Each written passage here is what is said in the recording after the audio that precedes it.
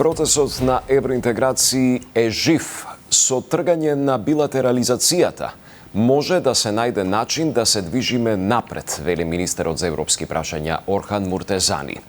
Иако централна тема на денешната средба со еврокомесарката Марта Кос ќе биде планот за раст, неизбежна тема, вели тој, е и деблокадата на евроинтеграциите на земјава.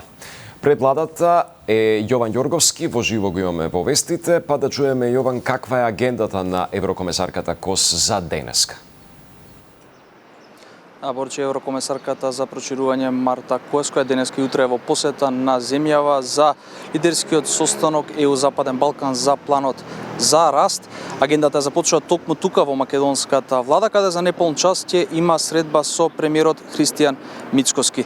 Веднаш потоа ќе има средба и со останатите делегации. Изјави барем денеска не се предвидени, туку од владата соопштија дека ќе биде испратено соопштение по средбата за тоа за што разговарале Кос и Мицкоски. Сепак темите, како што кажа и ти во најавата, утринава на пресконференција веќе ги најави и министерот за европски прашања Орхан Муртезани, кој кажа дека покрај за планот за раст очекува неизбежно да се разговара и за деблокада на македонските евроинтеграции.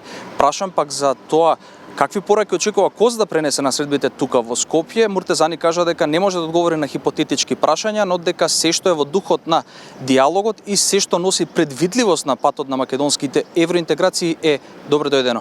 Да го слушнеме тука Муртезани. Секако дека централна тема на денешната билатерална средба ќе биде планот за раст, за кој што е и утрешниот самит.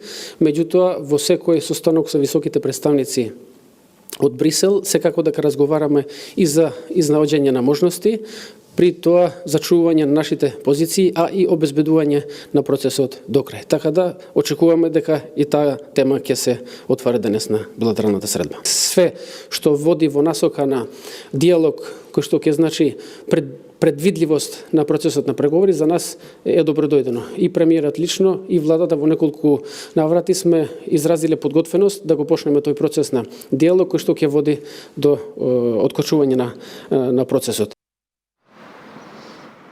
Да, Муртезани инаку на пресконференцијата говореше и за средствата од планот за раст, за кој кажа дека не се под закана, иако не е доволно исполнет процентот на исполнетост. Како што кажа, јуни ќе биде послаба исполнетоста за разлика од декември, сепак како што кажа Муртезани, според него просекот на исполнетост на реформската агенда за регионот е 50%, а за Македонија ризикот би бил доколку тоа не се исполни до јуни 2026 година, односно до следната година. На лидерската средба инаку која треба да се одржи утре, најавени се два панели. Првиот панел на кој што ќе говорат, најавено е да говорат премиерот Христијан Мицкоски и еврокомесарката за проширување Марта Кос, ќе биде посветен на планот за раст. Веднаш потоа двајцата ќе имаат и заедничка пресконференција точно напладне во 12 часот тука во владата. На вториот панел пак кој што е најавен ќе биде посветен на конкретните механизми и поддршка за спроведување на планот за раст. Тука во Скопје за утре најавено е и присуство на лидерите на Србија, Албанија, Босна и Херцеговина, Црна Гора и Косово. Тоа се сите информации за сега, секако со повеќе детали во следните информативни изданија. Така е, Јован, ти благодарам за сега.